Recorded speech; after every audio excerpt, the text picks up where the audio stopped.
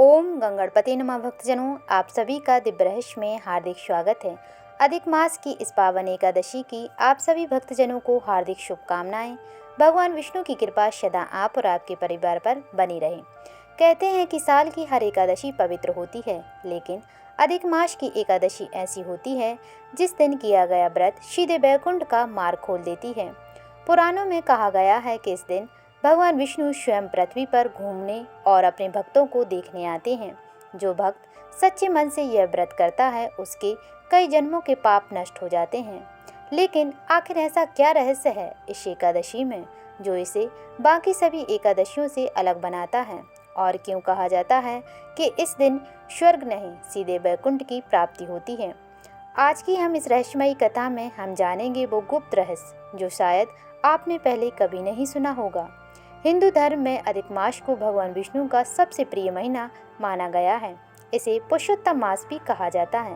कहते हैं कि एक समय ऐसा था जब सभी महीने अपने महत्व को पा चुके थे, लेकिन अधिक मास को कोई नहीं पूछता था। लोग इसे अशुभ मानते थे, कोई शुभ कार्य नहीं करते थे। दुखी होकर अधिक मास भगवान विष्णु के पास पहुंचा। तब भगवान विष्णु ने कहा कि आज से तुम मेरे नाम से जाने जाओगे। जो भी तुम्हारे इस महीने में मेरी भक्ति करेगा उसे कई गुना फल मिलेगा। तभी से अधिक मास सबसे पवित्र महीना बन गया। जब स्वयं अधिक मास इतना पवित्र है तो उसमें आने वाली एकादशी कितनी शक्तिशाली होगी। शास्त्रों में कहा गया है कि एकादशी के दिन मनुष्य के भीतर की नकारात्मक ऊर्जा कमजोर हो जाती है। इस दिन उपवास करने से शरीर ही नहीं बल्कि आत्मा भी शुद्ध होती है। भगवान विष्णु की कृपा सबसे जल्दी इसी तिथि पर मिलती है। कहा जाता है कि इस दिन वैकुंठ के द्वार सूक्ष्म रूप से खुल जाते हैं। पुराने समय की बात है कि एक समय एक गरीब वृद्धा थी। उसके पास खाने तक को कुछ नहीं था, लेकिन अधिक मास की एकादशी आते ही वह पूरी श्रद्धा से भगवान विष्णु का व्रत करती। एक दिन गांव वालों ने उसका मजाक उड़ा दिया कि भूखी रहकर क्या मिलेगा भला तुम्हें। वृद्धा मुस्कुराई और बोली, मुझे संसार का धन नहीं चाहिए, मुझे प्रभु का साथ चाहिए। उस रात कुछ अद्भुत हुआ। कहते हैं वृद्धा के घर एक दिव्य प्रकाश प्रकट हुआ और उसमें स्वयं भगवान विष्णु दिखाई दिए।